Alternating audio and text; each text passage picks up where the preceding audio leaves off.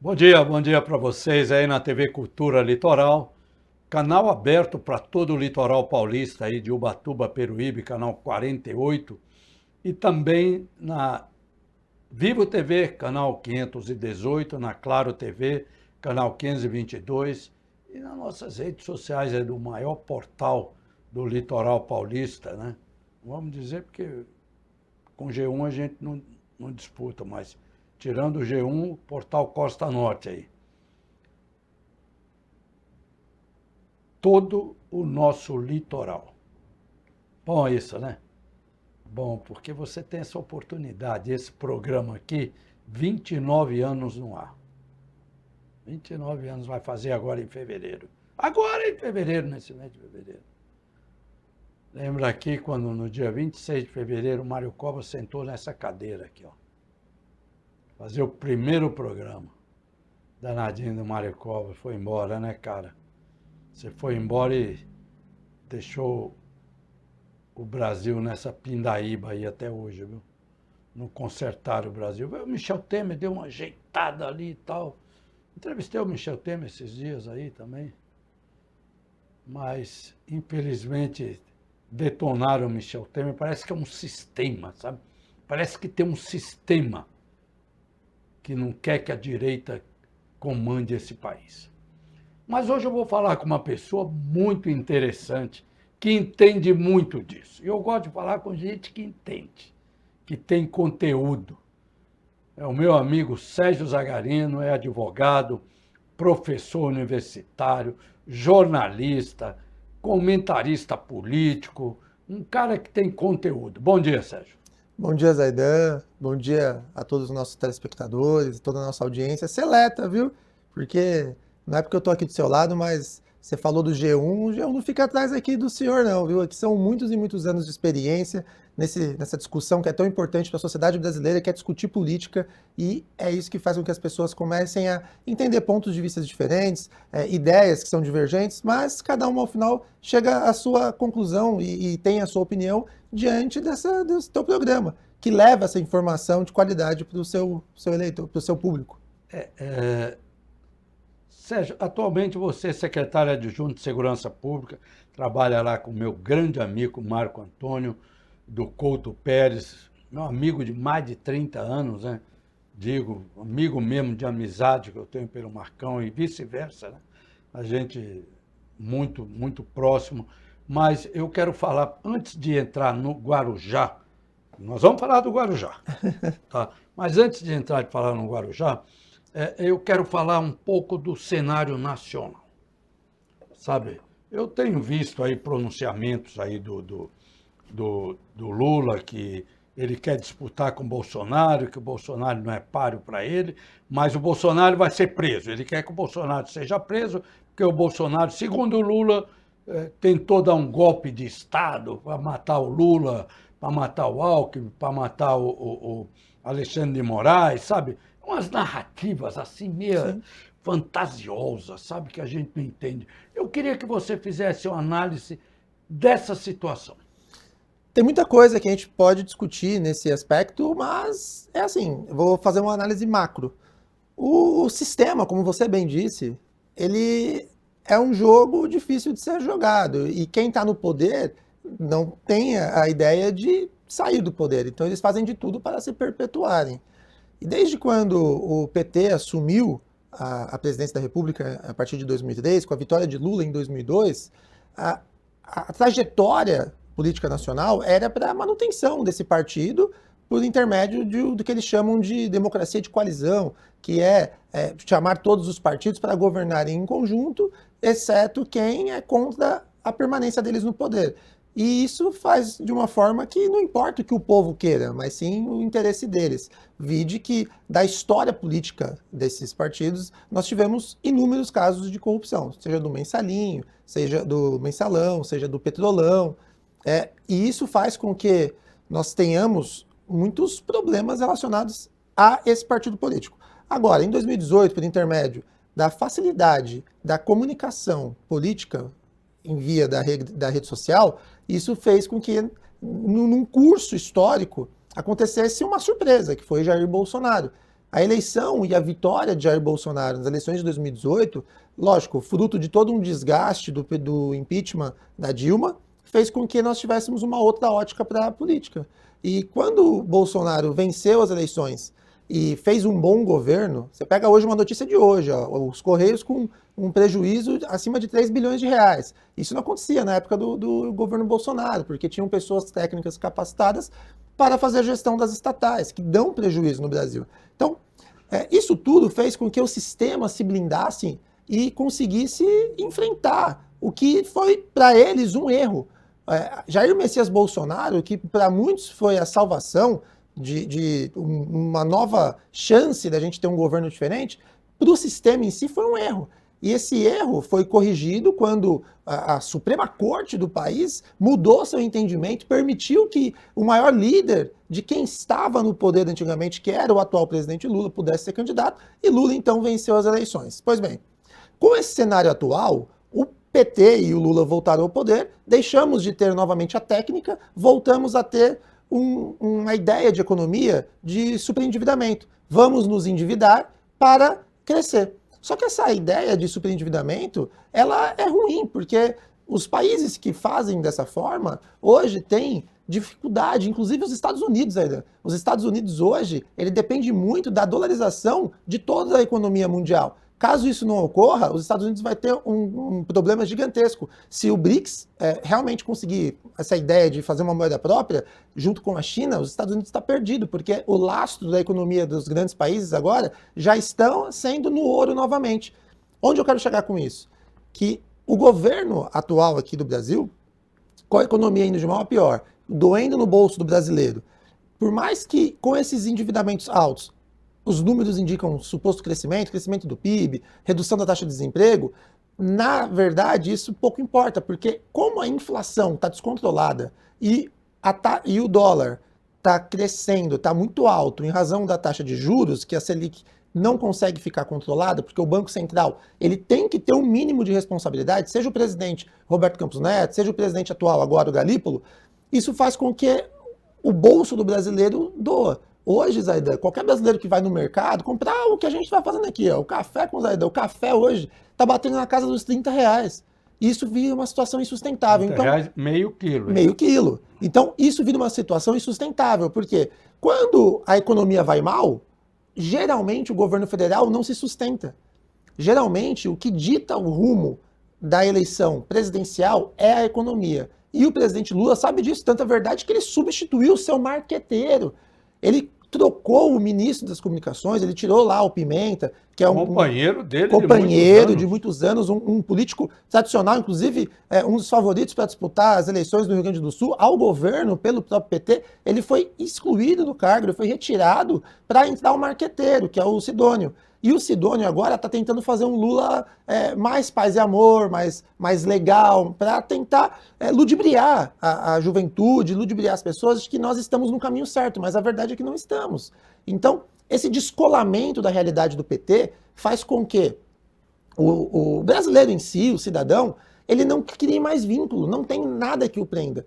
Se você pegar as eleições de 2024, do ano passado, municipais, o PT reduziu seu tamanho. O PT governa menos população do que governava, mesmo tendo o apoio do governo federal por intermédio do presidente Lula. Isso se dá exatamente por esse motivo. O PT não consegue mais ter um discurso colado com o cidadão, porque o PT lá de trás era o discurso do trabalhador. Vamos lutar pelo trabalhador, vamos garantir os direitos do trabalhador, vamos fazer com que o trabalhador tenha melhores condições, e aí é um discurso que cola. Só que hoje, esse mesmo trabalhador viu que a situação econômica dele, a vida dele, foi melhor quando não era o PT.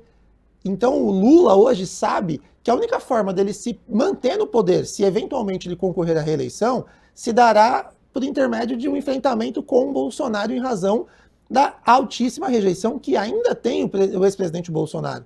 Então, o Congresso tramita um projeto de lei para, eventualmente, retirar essa inegibilidade do presidente Bolsonaro e fazer com que ele possa disputar as eleições. Para o Lula, isso é positivo, porque é a única forma dele conseguir se sustentar. Eu acredito que a rejeição de Lula hoje, Zaidan, como ela tem crescido, exatamente por causa da economia, ele vai ter dificuldade de disputar com qualquer outro nome, que seja o Jair Bolsonaro ou até mesmo que tenha a bênção do Bolsonaro para disputar as eleições, mas muito em razão do PT estar descolado da população em si. Dia 20 de fevereiro agora, o PT completa 44 anos. Eu estava no sindicato, assinei a ata de fundação do PT, eu era do Sindicato dos Metalúrgicos, e ele foi fundado dia 20 de fevereiro de 1980, o PT. Então ele vai completar 44 anos agora, o PT. Né? Do regime pós-democracia, né, que veio o Collor, né, Itamar, Fernando Henrique, né, o PT vai completar agora 20 anos de governo. Né? Se o Lula for para reeleição e ganhar 24 anos. É muito tempo um partido. Né? Eu fico imaginando o que dizia Zé Disseu, né? Que hoje está reabilitado, pode concorrer à eleição. Essa é uma das maiores vergonhas. Né? Nós vamos falar sobre isso. Hoje está reabilitado. Não aconteceu nada. Zé Disseu não pegou milhões de dólares, não tem milhões de dólares lá fora, mas ele dizia que a gente não ia ganhar a eleição, a gente ia tomar o poder. Sim. É isso que está acontecendo. O PT está tomando o poder. O José Disseu, quando ele fala sobre tomar o poder, ele apenas deixa de forma bem clara o que a estratégia do PT e de seus membros é a realidade que eles já o fazem. A partir do momento que eles se utilizam de acordos políticos, dessa democracia de coalizão, de aumento, por exemplo, vamos falar agora, o presidente Lula está em maus lençóis, porque ele tem um Congresso que é dividido. Né? Nas eleições de 2022 ficou claro ali, 100 parlamentares do PL e aproximadamente 100 parlamentares do PT, então dividiu, certo? E os outros... Não foi isso, não. Foi, elegeu 99 do PL e 98. Não, do PT da base, não. É a base. Da base, mas não da do base PT. do PT. Que aí soma o PT, o PV... Os puxadinhos. Os puxadinhos da esquerda do PT, eles aproximam da base do PL, que foi eleita só com o presidente Bolsonaro. Uhum. Só que qual que é o problema? E aí a gente tem 200, só que somos 513 deputados. Dos 513 deputados, temos 313 aproximadamente que são do chamado Centrão. E esse Centrão é aquele que não tem identificação com o povo. Não é aquele que a pessoa se identifica de forma muito clara. Olha, eu sou conservador, eu voto no PL por causa do Bolsonaro. Eu sou de esquerda, eu voto no fulano de tal, no PT, no deputado, por causa do Lula e da ideia.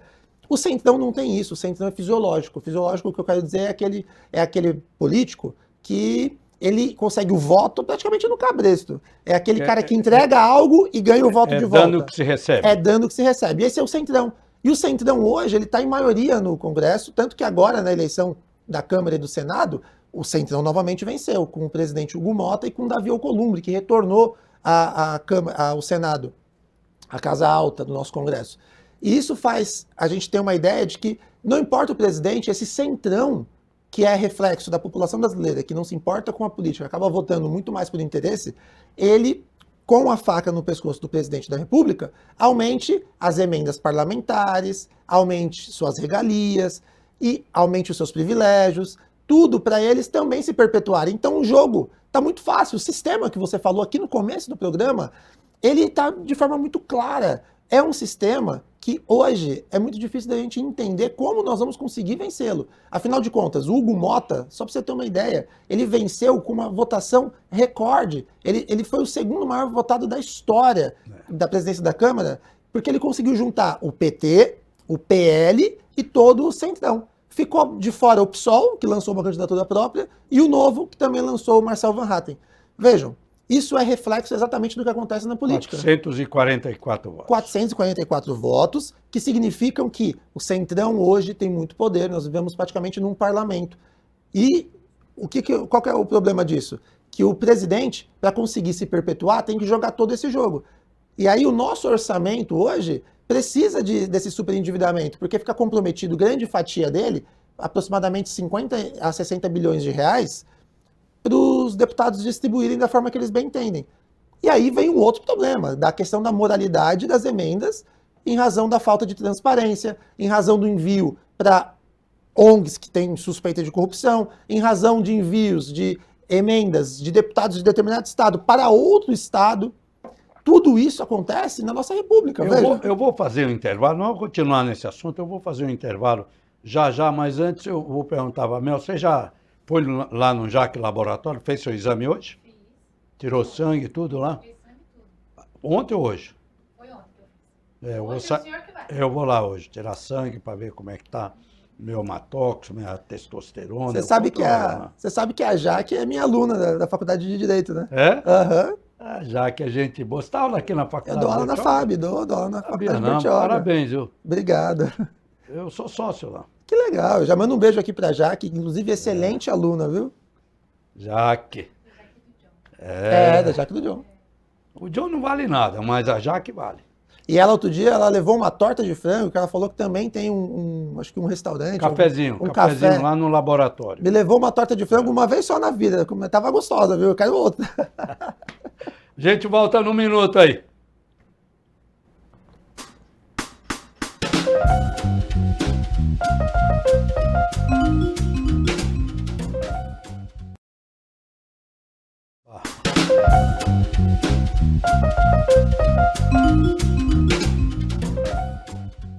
Capês? É. Eu apresento com ele, né? Capês Meu amigo Pachuca. Bom, de volta aqui o programa Café com Zaidan, com o professor Sérgio Zagarino. Professor aqui da Faculdade de Bertioga também. Grande professor de Direito aqui.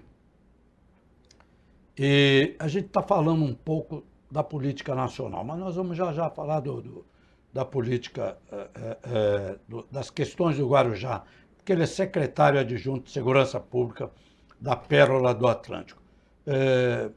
Zagarino, só terminando o assunto aí, nacional,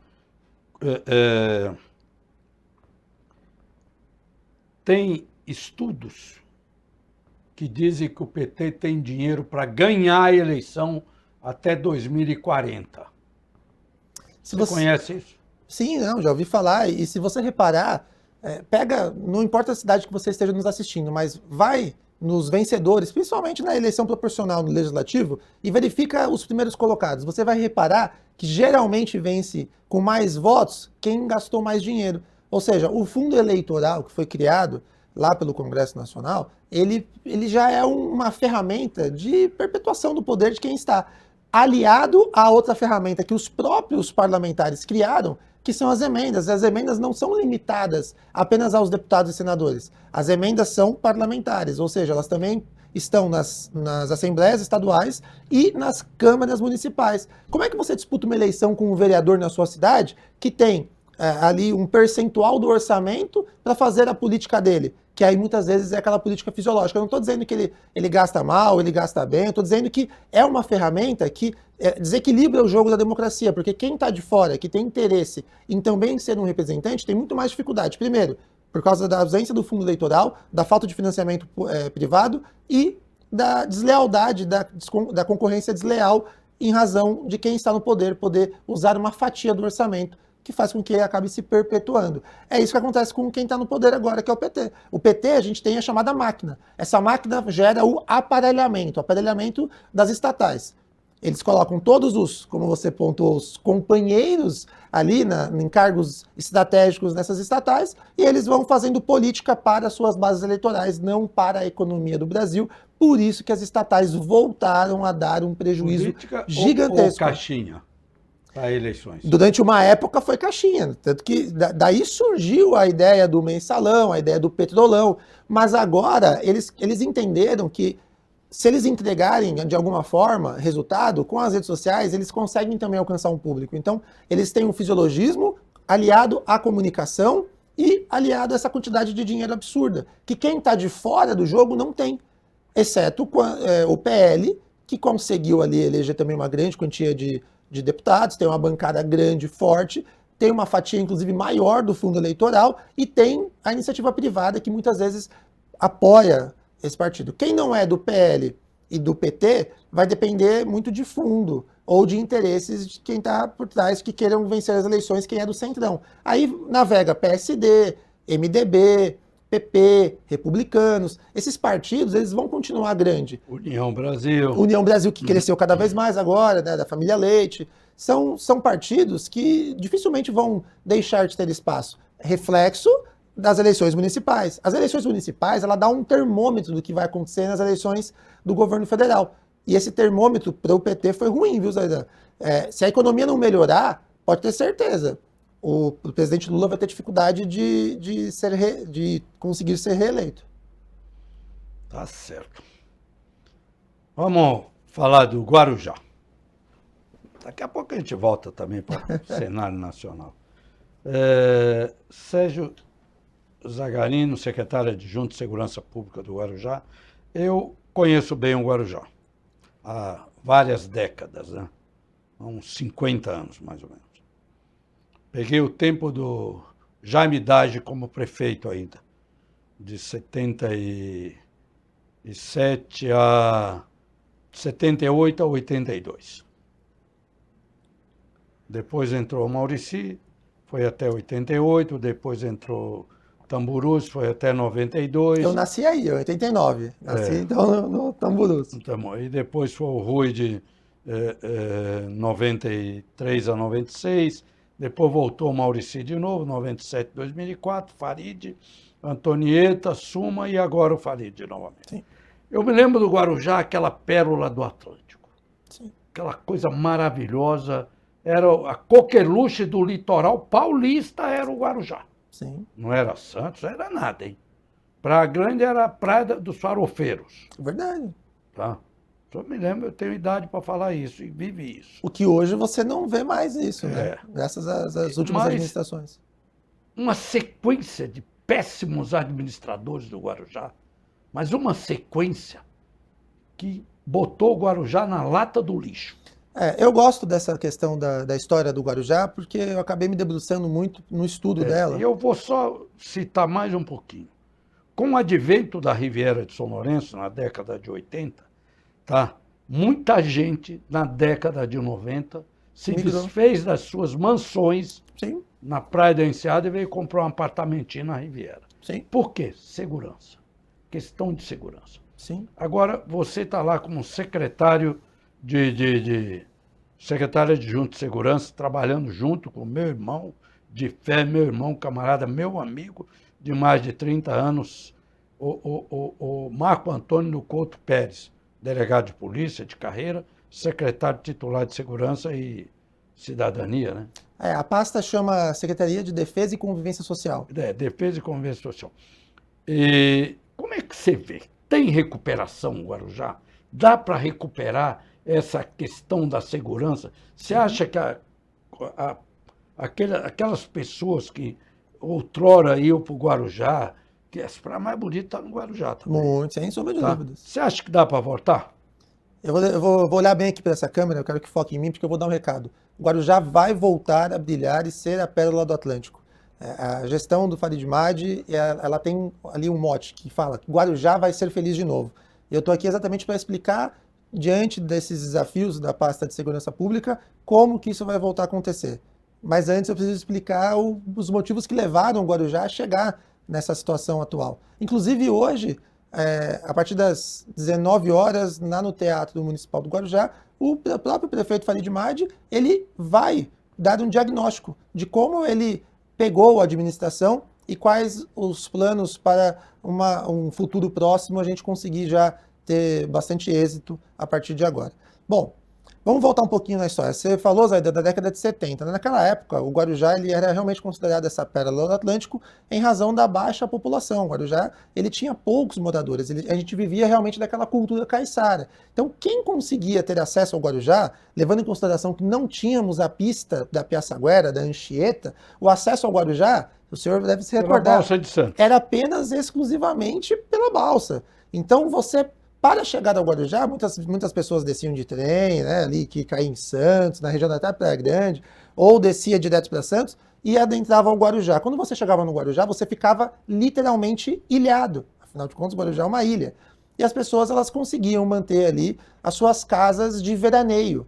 E por isso era um ambiente que não tinha muita estrutura, porém o que tinha ela era o suficiente para esses veranistas, essas casas de veraneio que tinham uma população que era de altíssima renda. O Guarujá foi considerado um dos melhores lugares para serem frequentados durante muitos anos. E onde que a gente começou a ter os primeiros problemas? A partir do momento da construção da pista de acesso da Anchieta com a interligação para o Guarujá.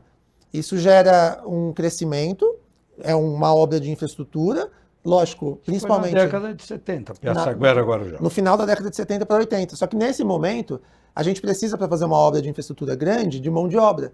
E foi onde a gente começou a receber muita mão de obra, muitas pessoas vieram morar no Guarujá, e esse crescimento exacerbado ocorreu de forma desorganizada. Então, o grande problema da favelização hoje do Guarujá, que corresponde a 40% da cidade, infelizmente é um dado muito triste, 40%, uma das maiores do Brasil, é reflexo desse crescimento desorganizado no final da década de 70 para a década de 80, com a construção da Piaçaguera.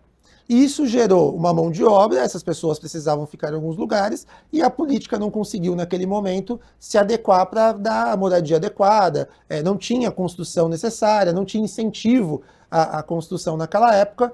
Isso foi gerando, infelizmente, zonas irregulares, muitas invasões. Hoje, a gente tem dificuldade de fazer a regularização fundiária de tantas invasões que nós tínhamos até então. A partir desse momento, o Guarujá começou a mudar. E aí passou a ter problema de segurança, passou a ter problema de desigualdade social. As pessoas que tinham casas de veraneio, muitas vezes deixaram de ser ali aquela pessoa da casa de veraneio para começar a fazer locação. Isso gera um outro problema, Zaidan. Porque quem tem a casa de veraneio cuida, porque ela paga o IPTU. A prefeitura, ela arrecada o IPTU, ela faz a manutenção da cidade por intermédio do IPTU, e esse veranista que está lá, ele tem um amor pela cidade, ele tem um carinho.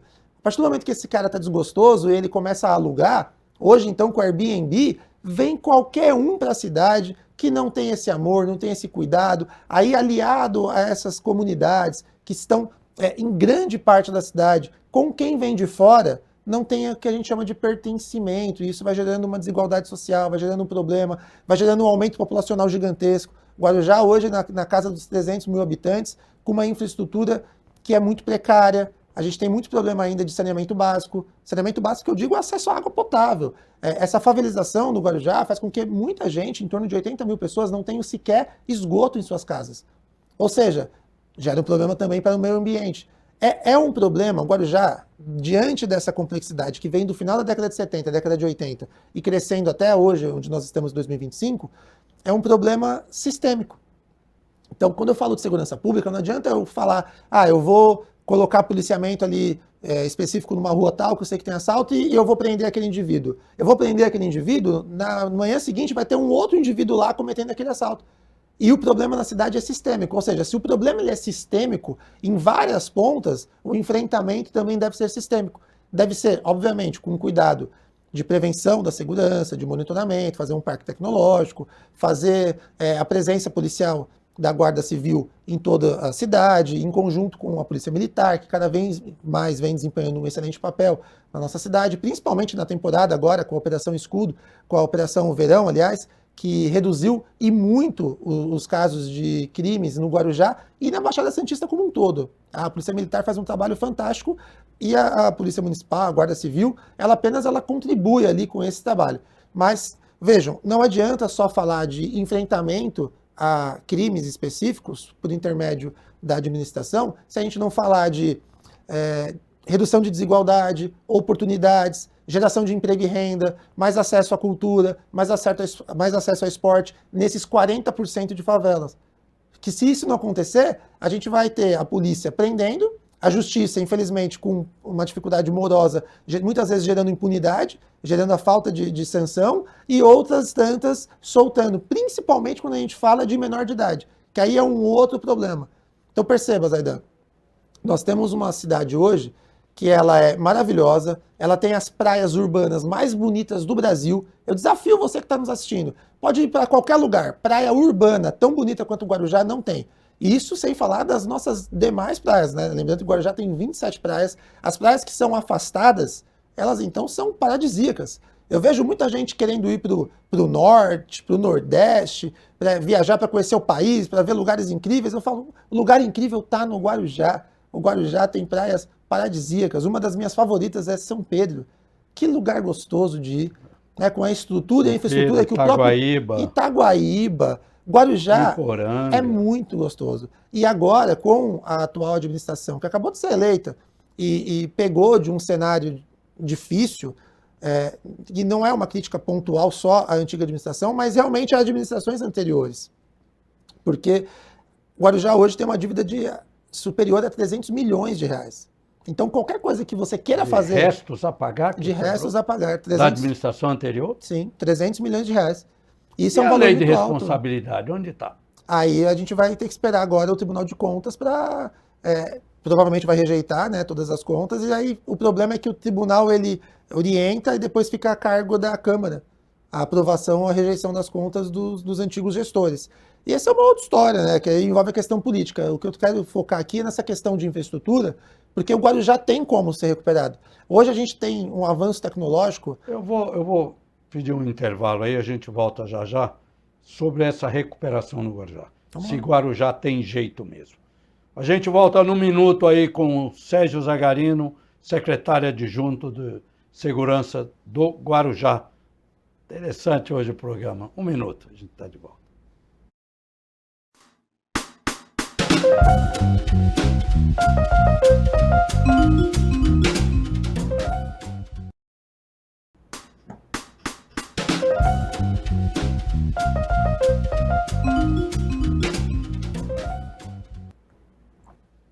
De volta aqui o Café com Zaidan, com o secretário adjunto de Segurança Pública do Guarujá, o professor Sérgio Zagarino. Sérgio, a gente está falando da segurança do Guarujá, que é um dos principais motivos de Guarujá estar sofrendo atualmente. Guarujá até é sede do 21º Batalhão, tem um dos maiores efetivos de Polícia Militar do litoral, está sediado no Guarujá, tá? E comanda Guarujá, Cubatão e Bertioga e o Distrito Vicente Carvalho. E Guarujá tem jeito na segurança? O Guarujá tem jeito, Zaidan. O Guarujá tem jeito porque hoje nós estamos avançando muito na questão da tecnologia.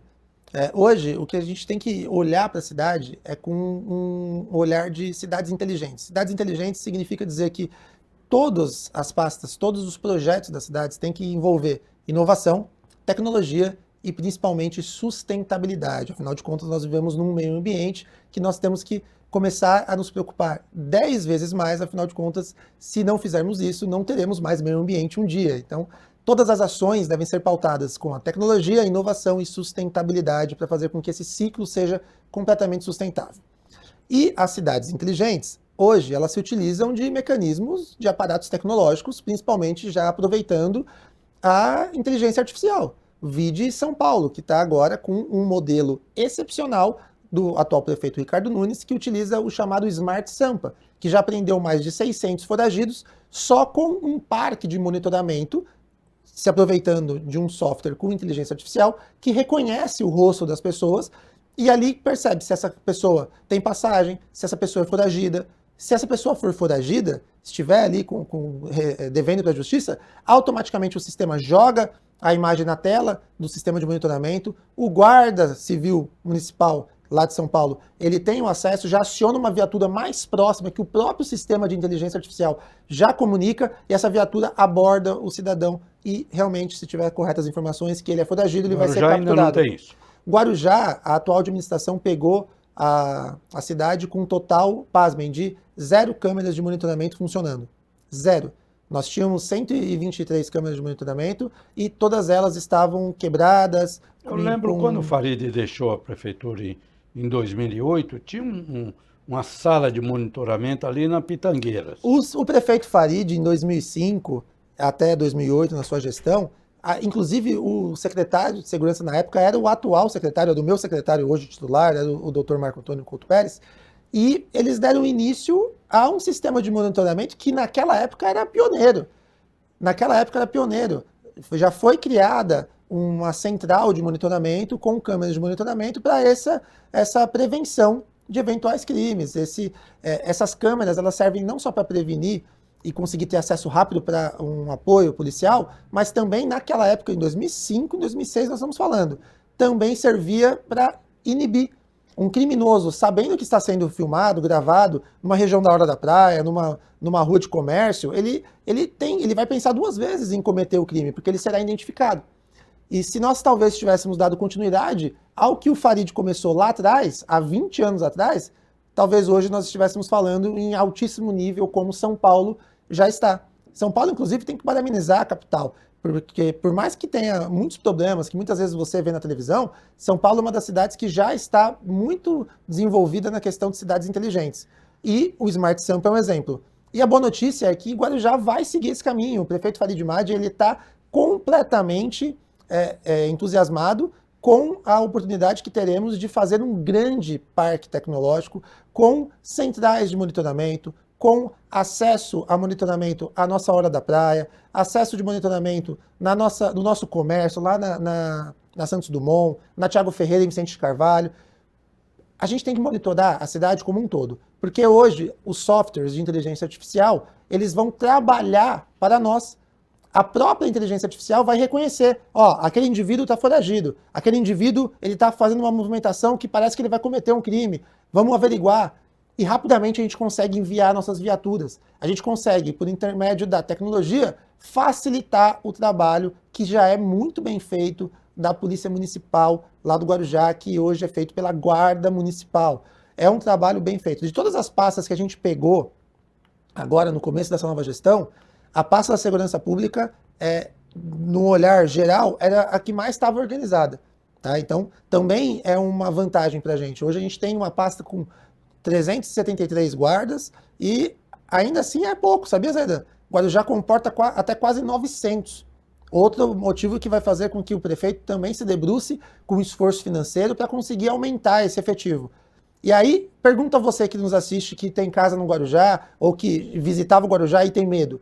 Você acredita que a cidade não vai melhorar? Com um sistema de monitoramento, com reconhecimento facial, com mais policiamento e principalmente com o reforço da Polícia Militar nessas épocas de temporada, como vai vir agora o Carnaval, como acaba amanhã, dia 7 de fevereiro, último dia da Operação Verão, hoje o Guarujá, eu afirmo com convicção, é um lugar seguro, não só para você curtir ali as ruas do centro, a cidade como um todo, para você aproveitar as nossas praias, que tem um ordenamento muito bem feito, para você poder curtir o mar. Afinal de contas, nós temos um corpo de bombeiros com um programa de guarda-vidas temporário que multiplica em muito a quantidade de guarda-vidas na orla marítima.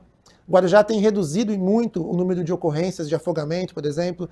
A cidade hoje, ela está sob nova gestão, com um olhar atento por completo para a evolução tecnológica, para garantir cada vez mais a segurança, não só do munícipe, mas também de nossos visitantes. Põe a Vanessinha aí para mim, faz dia que eu não falo com a Vanessa.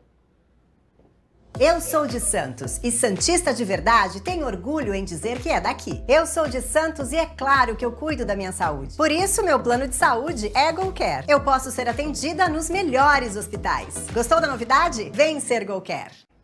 Vanessinha danada, viu? Ela é GoCare. Ela fez o plano de saúde GoCare e a Santa Casa atende GoCare. Aliás, o plano de saúde GoCare pegou todos os funcionários da Santa Casa e eles estão no plano de saúde GoCare. E a GoCare também fechou com o sindicato dos funcionários públicos de Bertioga. Bom. Guarujá também, se eu não me engano. Sim, eles estavam em negociação, não sei ao certo se eles acabaram fechando. Acho que fecharam. Acho que fecharam, porque eu recebi um e-mail, a gestão começou agora, a gente está em fevereiro, eu ainda nem vi o plano lá ainda. Mas eu vi que aqui, ó, na imagem é muito fácil, é só você apontar a sua câmera do celular para o QR Code ali, ó, aqui, você tem acesso rapidamente às informações do plano de saúde da GoCare. Da GoCare. Plano bom, viu, velho? Plano bom. E laboratório bom é o Laboratório Jaque, viu? Eu sou suspeito de falar, né? Minha aluna. A Jaque Laboratório. O John nem quis pôr o nome dele, porque não ia pegar bem o nome do John no Laboratório Jaque.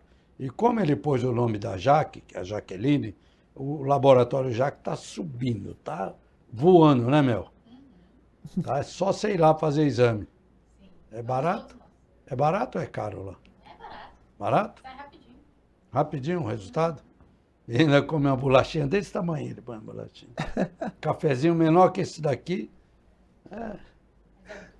Mas é bom, vale a pena. Sérgio, Eu tenho acompanhado muito o desenvolvimento da nossa região.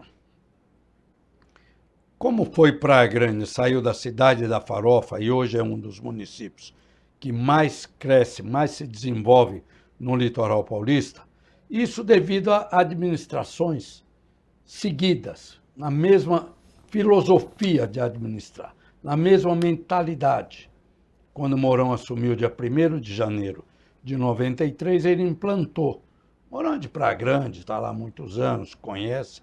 Praia Grande veio, né? Mourão, depois Yamauchi, depois ele fez 8 anos, depois o Roberto Francisco 4, depois voltou 8 anos, depois colocou a Raquel, agora voltou de novo. Quer dizer, é uma sequência de administração com o mesmo pensamento, mesmo planejamento. Guarujá precisaria passar por isso também. Uma sequência de administrações focado no desenvolvimento. E pensando que Guarujá vai ser o município do litoral paulista que mais investimento vai receber em área portuária, retroportuária. Guarujá hoje tem um orçamento, acho que de 3 bilhões, né? E aproximadamente 3 bilhões. Na verdade, o orçamento em si que a gente consegue utilizar hoje está na casa de 2 bilhões, mas no geral, vamos chamar de bruto, é 2 milhões, 800 milhões, alguma coisa. Tá. Guarujá vai chegar rapidinho a mais de 5 bilhões com o advento do túnel, com o advento da expansão de berços de atracação, o aeroporto, aquele mais de 5 milhões de áreas destinado à atividade retroportuária. Sim. Então, Guarujá vai, nos próximos 10 anos, vai ser o município que mais vai se desenvolver. Sim. Guarujá está preparado para isso, Sérgio? Guarujá, hoje, eu afirmo que nós temos pessoas altamente capacitadas em cargos que são estratégicos, que são das secretarias. O time que foi montado pelo atual prefeito Farid Madi é um time de excelência. Nós temos secretários que são especialistas nas principais áreas da cidade. Então, hoje a gente tem, por exemplo, na saúde, a gente tem um coronel da Polícia Militar especializado na saúde, que fazia gestão de saúde. Olha o tamanho do problema que ele vai pegar lá na saúde do Guarujá e que ele tem o desafio de conseguir resolver. O Coronel Fincati, bom. Cara de, como a gente diz no interior, cabra de boa cepa. Na educação nós temos o Mohamed, que é psicólogo de formação, um gestor excepcional. Veja o que eu estou querendo dizer. Na segurança, o secretário titular, 31 anos de delegado. A gente tem hoje... Só no Guarujá, conhece Guarujá. No Guarujá, na região daqui da Baixada Santista, ele acabou algumas vezes até em Bertioga, Praia Grande. Ele veio em Bertioga, foi para Praia Grande, mas voltou para o Guarujá. Sim, voltou para o Guarujá porque ele é de lá. E aí o ponto que eu quero chegar, nós hoje temos um time que foi criado, que foi montado pelo atual prefeito, que é excelente tecnicamente. E com essas pessoas nos cargos estratégicos de gestão técnica, a gente vai conseguir fazer todo o suporte necessário para conseguir receber esse aumento de investimento, seja pela região portuária, seja pela região retroportuária, seja pelo complexo ali industrial, naval, que nós temos capacidade de expandi-lo, seja pela vinda do aeroporto, seja pela construção do túnel que vai fazer a ligação seca entre Santos e Guarujá.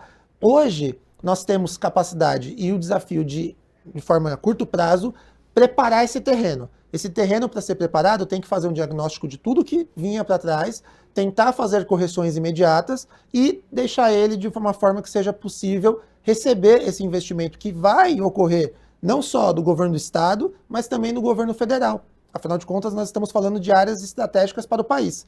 Porto de Santos, o maior porto da América Latina, e o aeroporto, que vai ser o aeroporto responsável por toda a região da Baixada Santista metropolitana. E ainda assim nós teremos uma terceira pista da Imigrantes, que já foi anunciada pelo governador Tarcísio, que vai ligar exatamente ao ponto da Piaçaguera.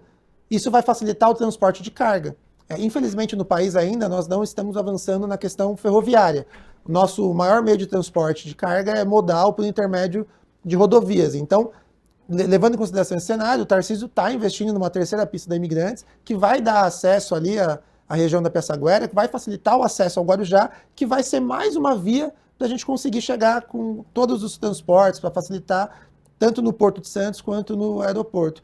Guarujá, sem sombra de dúvidas, é a cidade do momento, é a cidade que mais vai crescer nos próximos 5, 10, 15 anos e, com certeza, crescendo de forma sustentável, voltada à inovação e tecnologia.